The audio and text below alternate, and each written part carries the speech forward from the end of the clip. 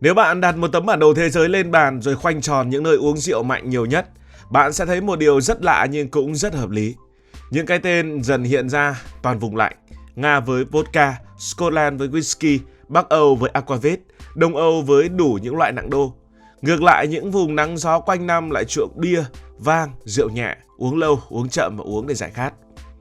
Trong một thời gian rất dài, Nga được xem là vương quốc vodka. Theo các thống kê, trước khi chính phủ Nga siết chặt kiểm soát rượu bia trước năm 2010, rượu mạnh từng chiếm từ 45 tới 50% tổng lượng cồn tiêu thụ của người Nga. Mỗi người lớn ở Nga, mỗi người trưởng thành của Nga có thời điểm tiêu thụ tương đương 15 cho đến 18 lít cồn nguyên chất mỗi năm và thuộc vào nhóm cao nhất thế giới. Sau các chiến dịch hạn chế rượu mạnh, con số đã giảm xuống, nhưng vodka và rượu mạnh vẫn chiếm khoảng 35 cho đến 40% tổng lượng cồn. Nghĩa là dù bia và rượu nhẹ tăng lên, thì rượu mạnh vẫn đóng vai trò trung tâm trong văn hóa uống của một quốc gia có mùa đông kéo dài và khắc nghiệt. Ở các nước Đông Âu như là Ba Lan, Ukraine, Belarus hay là Litva, mô hình tiêu thụ khá giống Nga. Trung bình khoảng 30 cho đến 45% lượng cồn tiêu thụ đến từ rượu mạnh, chủ yếu là vodka. Litva và Latvia từng nhiều năm liền nằm trong top đầu châu Âu về lượng tiêu thụ cồn bình quân, dao động từ 12 cho đến 15 lít cồn nguyên chất mỗi người một năm. Đáng chú ý là phần lớn lượng cồn này không đến từ bia mà đến từ rượu mạnh uống trong mùa đông, các dịp lễ gia đình và lễ truyền thống. Scotland không uống nhiều như Đông Âu, nhưng lại là một ví dụ rất rõ cho thấy mối liên hệ giữa vùng lạnh và rượu mạnh. Tại Scotland, whisky chiếm khoảng 25 cho đến 30% tổng lượng cồn tiêu thụ, một con số rất cao với một quốc gia phát triển, có thu nhập cao và luật rượu chặt chẽ. Ở các nước Bắc Âu như là Thụy Điển, Na Uy, Phần Lan, tổng lượng rượu tiêu thụ bình quân đầu người không quá cao, thường 9 cho đến 11 lít cồn nguyên chất mỗi năm. Tuy nhiên, trong đó, rượu mạnh vẫn chiếm nhiều, cao hơn rõ rệt so với các nước Nam Âu vốn ấm áp nhiều hơn. Điều này phản ánh rất rõ một đặc điểm. Mùa đông dài, lạnh sâu thì ở đó người ta thường có thói quen uống rượu tập trung vào những dịp nhất định thay vì uống lai dai hàng ngày. Câu hỏi đặt ra là có phải người ở xứ lạnh tửu lượng cao hơn bẩm sinh hay không? Hay đơn giản là họ thích cảm giác mạnh? Thực ra thì cũng không hẳn là như vậy. Đằng sau cái chuyện rượu mạnh phổ biến ở vùng lạnh là cả một chuỗi lý do rất lâu đời, rất thật, gắn chặt với khí hậu, sinh tồn và cách con người thích nghi với môi trường sống của mình. Trong xã hội cổ truyền, rượu mạnh không chỉ để uống, nó được dùng để sát trùng vết thương, để giữ ấm tạm thời, để trao đổi hàng hóa, thậm chí để làm quà tặng mang tính xã hội. Ở nhiều vùng Đông Âu và Bắc Âu, rượu mạnh từng quý chẳng kém muối hay ngũ cốc bởi nó gắn trực tiếp với khả năng sống sót trong mùa đông. Khi đường xá bị tuyết phủ, khi việc giao thương gần như tê liệt, một chum rượu mạnh trong nhà mang ý nghĩa an tâm rất lớn. Nó là thứ có thể dùng dần, không hỏng nhanh, tất nhiên để càng lâu càng ngon và luôn có giá trị khi cần. Mùa đông thì không chỉ là cái lạnh thể xác mà còn là cái lạnh tinh thần. Ngày ngắn đêm dài, ít nắng, con người dễ rơi vào trạng thái u uất và trầm lắng. Ngày xưa thì lấy đâu ra đèn điện sáng trưng, cũng không có giải trí hiện đại, càng không có thuốc chống trầm cảm.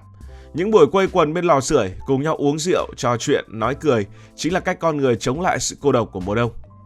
Rượu mạnh với tác dụng nhanh và rõ giúp phá vỡ sự im lặng, giúp con người nói nhiều hơn, cởi mở hơn.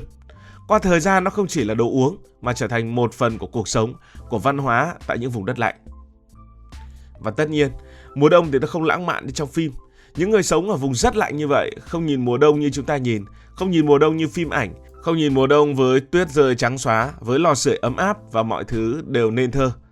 Trong lịch sử loài người, mùa đông luôn là khoảng thời gian đáng sợ nhất trong năm. Đó là lúc thức ăn khan hiếm, việc di chuyển khó khăn, bệnh tật dễ bùng phát và cái chết đến rất nhanh nếu cơ thể không có đủ sức chịu đựng. Khi nhiệt độ xuống thấp, cơ thể phải đốt năng lượng liên tục chỉ để giữ thân nhiệt không tụt xuống mức nguy hiểm. Ở những vùng có mùa đông kéo dài nhiều tháng, chuyện sống sót qua mùa rét đôi khi quan trọng hơn cả việc ăn ngon hay là sống thoải mái. Và trong cái hoàn cảnh như vậy, bất cứ một điều gì mang lại cảm giác ấm áp nhanh chóng đều được xem là có giá trị. Rượu mạnh đến từ nhu cầu rất bản năng ấy.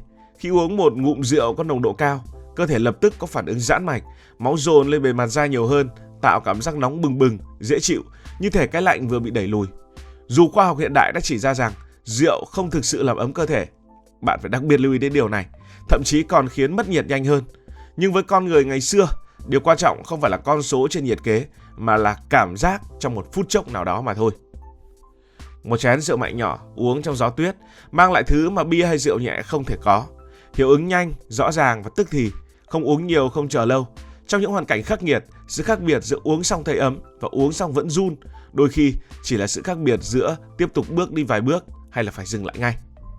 Điều này thì nghe có vẻ ngược đời so với những ai sống ở vùng nóng. Ở những nơi nắng gắt, uống nhiều nước là điều hiển nhiên. Nhưng ở vùng lạnh, đặc biệt là trong mùa đông, việc nạp quá nhiều chất lỏng lại trở thành bất lợi. Uống nhiều nước khiến cơ thể dễ lạnh hơn, bụng đầy làm quá trình sinh nhiệt kém hiệu quả, chưa kể việc phải đi vệ sinh trong thời tiết giá buốt là một rủi ro thực sự. Bia, dù rất phổ biến ở nhiều nơi, thực chất lại không phải là lựa chọn lý tưởng trong giá lạnh. Phần lớn bia là nước, uống nhiều vừa lạnh người vừa không mang lại hiệu quả chống rét một chút nào. Rượu mạnh thì khác, ít thể tích hơn nhưng tác động nhanh hơn. Với những người phải làm việc ngoài trời, đi săn, canh gác hay di chuyển trong tuyết, một ngụm rượu mạnh đôi khi có giá trị hơn một cốc bia lớn. Mùa đông bây giờ đi nhậu cũng uống bia mà xem, lạnh lắm. Và một yếu tố rất quan trọng nhưng thường bị bỏ qua là câu chuyện cây trồng. Ở những vùng lạnh và ôn đới, điều kiện tự nhiên không thuận lợi cho mía, nho phát triển như ở vùng nóng. Thay vào đó, người dân trồng nhiều lúa mạch, lúa mì, lúa mạch đen và khoai tây. Đây đều là những nguyên liệu cực kỳ phù hợp cho việc chưng cất rượu mạnh. Chưng cất cũng không phải là một thú vui xa xỉ. Với người sống ở nơi mùa đông dài, nó là công nghệ sinh tồn. Rượu được chưng cất có nồng độ cao hơn, ít hỏng hơn, có thể cất trữ qua mùa lạnh mà không lo mất chất. Trong khi đó, rượu nhẹ lên men tự nhiên dễ biến chất, khó bảo quản lâu dài trong điều kiện thiếu thốn. Nói cách khác, không phải người vùng lạnh chọn rượu mạnh cho sang hoặc là họ có tửu lượng cao, mà chính ruộng đồng và khí hậu của họ đã dẫn đến những loại rượu ấy. Và bây giờ, để dễ hiểu hơn nữa thì hãy cùng nhìn sang những vùng nắng, những vùng nóng, những vùng ấm áp. Ở vùng nóng thì mọi thứ đều đảo chiều. Nhiệt độ cao khiến cơ thể cần giải khát, cần bù nước, cần uống chậm và đều. Rượu mạnh trong điều kiện này dễ gây mất nước, sốc nhiệt và nguy hiểm. Vì thế, bia, vang hay các loại rượu nhẹ pha loãng trở thành lựa chọn lý tưởng. Một điểm rất đáng chú ý là văn hóa uống ở vùng nóng luôn gắn liền với việc pha loãng. Bia uống lạnh, vang có thể pha thêm đá. Nhiều loại rượu nhiệt đới cũng được pha đá, pha trái cây, pha soda. Đây không phải do người ta uống không tốt, mà vì cơ thể ở vùng nóng không chịu được nồng độ cồn cao trong một thời gian ngắn. Pha loãng chính là cách để thích nghi. Vậy nên nếu để ý kỹ, bạn sẽ thấy một chi tiết rất đời. Ở vùng nóng hiếm khi người ta uống rượu mạnh lúc ban ngày. Rượu mạnh thường chỉ xuất hiện vào buổi tối khi nhiệt độ đã hạ và cũng uống ít hơn rất nhiều. Còn ban ngày, thứ được ưu tiên luôn là nước, bia hoặc là đồ uống mát. Sự khác biệt này cho thấy rất rõ một điều, con người không uống rượu theo ý thích ngẫu nhiên mà uống theo cách phù hợp nhất với môi trường sống của mình. Rượu mạnh phổ biến ở vùng lạnh không phải vì người ở đó thích say hơn, liều hơn hay là uống tốt hơn. Đơn giản là lịch sử và khí hậu đã dạy họ rằng trong cái lạnh khắc nghiệt đó thì đó là lựa chọn hợp lý nhất. Khí hậu không chỉ tạo ra thời tiết, không chỉ tạo ra những con số trên thang nhiệt độ, khí hậu tạo ra thói quen, văn hóa và cả thứ đang nằm trong ly rượu của mỗi vùng đất. Và khi hiểu điều đó, ta sẽ thấy rượu mạnh ở xứ lạnh không hề cực đoan mà là rất con người, rất bình thường.